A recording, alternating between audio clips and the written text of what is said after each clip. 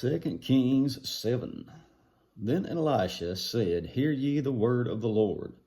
Thus saith the Lord, Tomorrow about this time shall a measure of fine flour be sold for a shekel, and 2 measures of barley for a shekel in the gate of Samaria.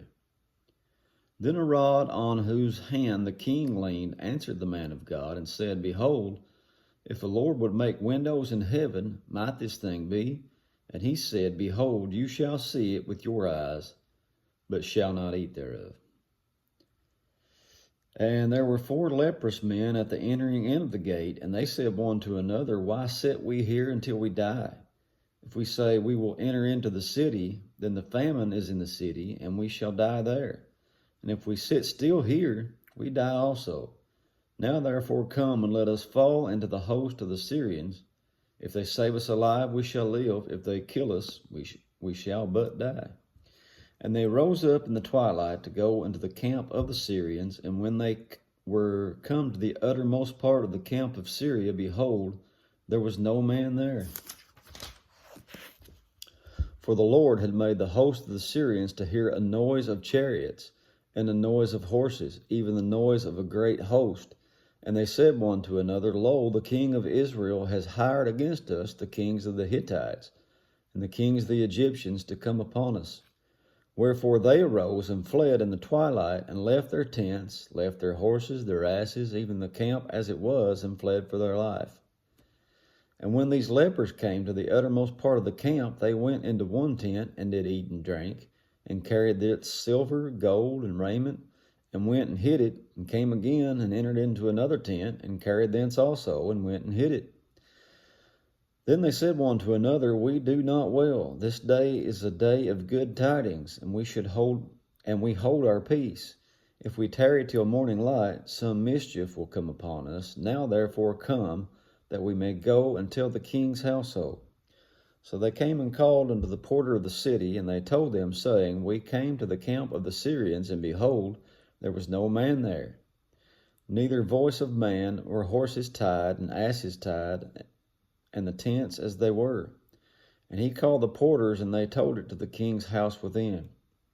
And the king arose in the night, and said unto his servants, I will now show you what the Syrians have done to us. They know that we be hungry, therefore are they gone out of the camp to hide themselves in the field, saying, When they come out of the city, we shall catch them alive and get into the city. And one of his servants answered and said, Let some take, I pray thee, 5 of the horses that remain, which are left in the city. Behold, they are as all the multitude of Israel that are left in it. Behold, I say, they are even as all the multitude of the Israelites that are consumed. And let us send and see. They took therefore 2 chariot horses, and the king sent after the host of the Syrians, saying, Go and see. And they went after them unto Jordan, and lo, all the way was full of garments and vessels which the Syrians had cast away in their haste. And the messengers returned and told the king. And the people went out and spoiled the tents of the Syrians, so a measure of fine flour was sold for a shekel, and 2 measures of barley for a shekel, according to the word of the Lord. Remember the chapter just before that is talking about donkeys' heads and doves' dung and all this foolishness that cost more than that, probably. God knows what he's doing, doesn't he? It says, The king appointed the Lord on whose hand he leaned to have the charge of the gate, and the people trode upon him in the gate, and he died, as the man of God had said, who spake when the king came down to him. It came to pass, as the man of God had spoken to the king, saying, 2 measures of barley for a shekel, and a measure of fine flour for a shekel, shall be tomorrow about this time in the gate of Samaria.